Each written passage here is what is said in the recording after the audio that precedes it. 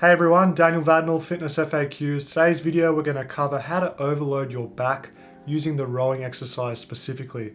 So just to start with, if rowing is not a staple of your training program, I hate to break it to you, but you're missing out on a very large potential for strength adaptation as well as overall muscular development. So with the row, of course, there's many ways to make progress, and I'm going to discuss a few of those in this video. I think it's really important to qualify what constitutes good exercise form, because when I look around at people doing rows, whether they be with a barbell or bodyweight row exercise using gymnastics rings or a bar, I tend to see a lot of form breakdown because the perception is it's an easy exercise, therefore I can do a lot of reps, and the form tends to go to crap and you don't get the sensation that you're supposed to out of the exercise. So a few things I like to keep in mind when I'm doing bodyweight rows. Number one is keeping full hip extension, so keeping the hips up nice and high. And whilst I'm doing that, I like to keep the abs switched on. So it's a good core exercise as well as being a good rowing movement for your back. So keep those points in mind. As well, I like to see a nice neutral neck, so none of this protrusion of the neck, rounding of the upper back during the exercise. Keep everything nice and stable and make all the movement happen through the arms. The other compensation, in addition to letting the hips sag, is people tend to drive the hips up during the exercise to generate some momentum and make the exercise easier for themselves. Don't cheat yourself, keep it nice and rigid, and work on an exercise progression that allows you to use a full range of motion whilst obeying those exercise cues.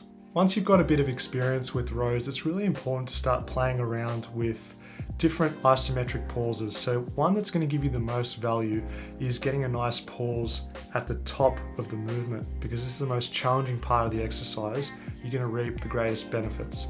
With that being said, you'll probably need to regress the intensity of the exercise slightly in order to allow a nice 1 to 3 second pause at the top.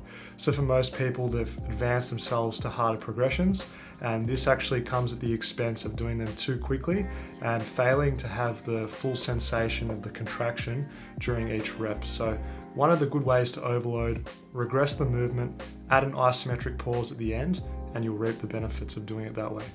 The horizontal row is one of those exercises that should be in everyone's training program in some capacity. But one of the easiest ways to make change over time and ensure that the body is forced to adapt is to simply change the way that you are gripping or your hand placement when you're doing the exercise. So you can do it in a pronated grip, a neutral grip, a supinated grip. You can do a rotational component as well. This is all going to change the exercise slightly in terms of how it's executed without changing the essential component that is that horizontal pulling motion. So you can even add in a false grip during the exercise if you're someone that's trying to build up their false grip for, say, ring muscle ups. It's a great way to kill two birds with one stone whilst concurrently working on your rowing strength. Just because it's a bodyweight exercise doesn't mean that we can't add weight and ultimately add intensity to the exercise. So when I do bodyweight rows with weight, I like to place it on my abdomen and perform the rows as you usually would. This is great not only because it increases the intensity by making it obviously more demanding with more weight, but you've also got the plate on your stomach that you have to stabilize and ensure that it doesn't fall off you. So there's an additional challenge that comes across with adding weight to the exercise. I don't want to hear any excuses about not having access to, say, a weight plate to do this exercise. Everyone has a backpack. Chuck books in it, chuck any weight that you can find, attach it to yourself, and smash away at your rows. If there's a will, there's a way. In terms of straight increasing the difficulty of the bodyweight row, the easiest way is with your feet on the floor, followed by having your feet elevated, and ultimately you can work on going towards some single arm or unilateral movement patterns to try and iron out any deficiencies that you may have side to side. It's a great way of keeping the movement fresh, challenging, and even fun at the same time, because it just alters the demands of the exercise when it's on a single arm.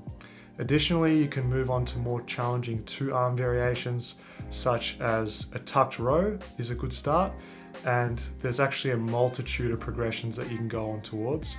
If you guys want some more information on that type of stuff, I actually have a full training program called Body by Rings that outlines all that stuff for you. So check that out if you want some more information. There you go, guys. I've outlined a few different approaches for progressively overloading with the horizontal pulling motion. It's absolutely essential to work on this. Don't just do your vertical pulls. You need to have a horizontal component to ensure that you have a well-balanced back that's going to serve you well in your training. Thanks guys for watching. Thumbs up the video to support the channel. Comment below with what type of content you'd like to see next week on Fitness FAQs. And as always, I really appreciate you guys watching. It means the world to me. Thank you so much for sticking by with me. See you next week.